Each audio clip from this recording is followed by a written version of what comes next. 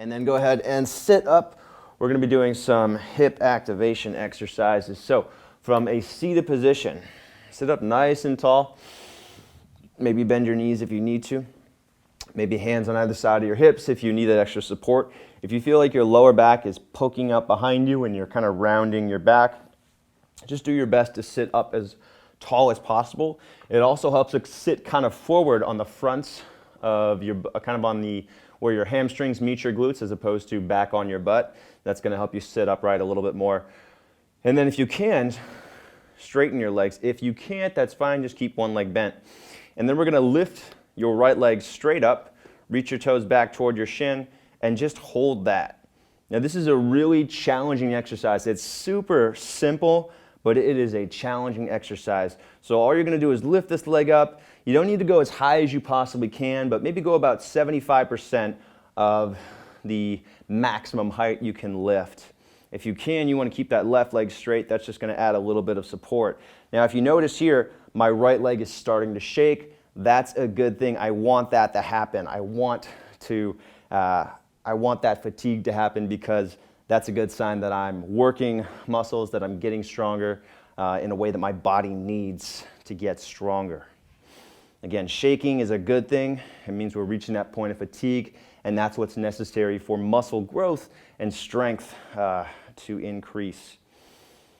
Give it a little bit higher. We're going to go 10 more seconds. Keep the toes reaching back toward you, lifting the knee, lifting the toes, and staying somewhat upright with your posture. If your core strength is failing, you can use your hands on either side of your hips and kind of use that weight, use your hands to support yourself. Go ahead and release back down. All right, give your legs a little shake, and we're going to go to the next variation. So now turn your right toes out 45 degrees. Again, sit on the fronts of your thighs, and now lift your leg up again. Now we're targeting the inner thigh, so you should feel this from the groin all the way to the inside of the knee. This is strengthening your VMO, your vastus medialis. This is really important for injury prevention in your knee. It's also going to strengthen your hips. It's going to make you better at squats, less knee pain, less back pain as well. Keep lifting that leg up. Again, use your hands if you want that extra support. You got about 20 seconds left. To increase the difficulty, you can straighten the leg and lift higher. And again, you do want to feel muscle fatigue. You want to see that your leg is shaking. You should see that muscle twitching. That's a good sign. That means that they're doing this correctly. 10 seconds left. Stay up tall. 5, 4, 3, 2, 1. Release. This time, turn your right toes in 45 degrees and lift your right leg up. So now we're strengthening the outer front part of the hip. This is called your TFL. This is important in stabilizing your hips as you walk. It also helps with glute strength, which is also going to help with your overall knee strength. Again, toes are turned out 45 degrees, maybe not quite 45 degrees. Try to keep your hips squared, so make sure that you're not coming onto or rolling onto the left hip as you're doing this, but trying to keep the hips level. 20 seconds left. Keep squeezing that leg up. Stay upright with good posture. Sternum lifting up toward the ceiling. If you really want to reinforce that posture, try to lift your leg a little bit higher. Last 10 seconds. 5, 4, 3, 2, 1. Relax. Go ahead and take the block out. And from here, new arm variation. So you can stand in a mountain pose if you'd like once more. Go ahead and bring your arms into goalpost arms. So elbows are going to be level with the shoulders, and your forearms are parallel to one another. So I'm making a 90-degree bend with the elbows. Forearms are parallel to one another.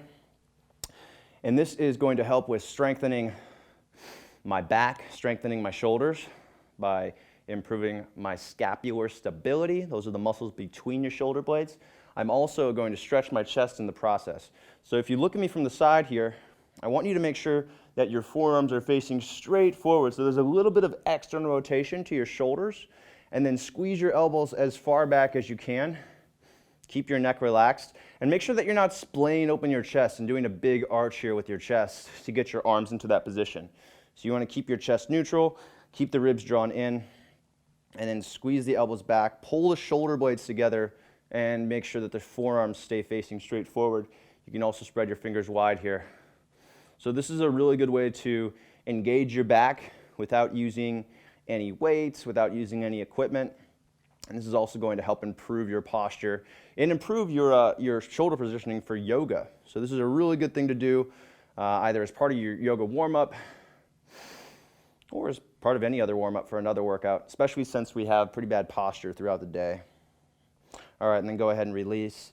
And the last exercise, we're going to focus on a proper forward fold. So this is a very important posture in yoga, but it's done incorrectly all the time.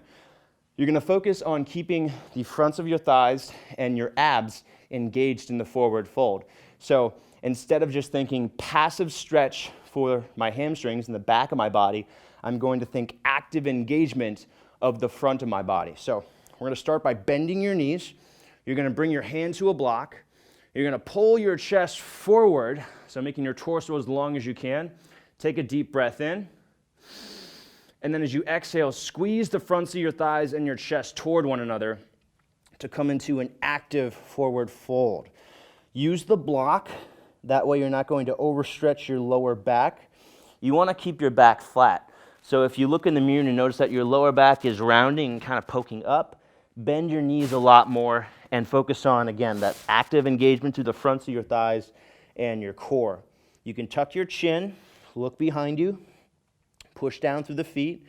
So a forward fold, a standing forward fold here is very active. We're not thinking of this as a passive, just bleh, right, just letting everything go, but focusing on squeezing the fronts of the thighs and the abs toward one another. And that way, we're getting a really nice release through the hamstrings. We're strengthening your core, strengthening your thighs, and we're also protecting the lower back as we fold. There's actually a lot of injuries that happen in yoga as a result of forward folds without active engagement. So it's very important that you fold in a forward fold, in any type of fold, with that active engagement through the core and the thighs. All right, go ahead and drop your hips back down, pull your chest forward, and stand back up, and that's it. So guys,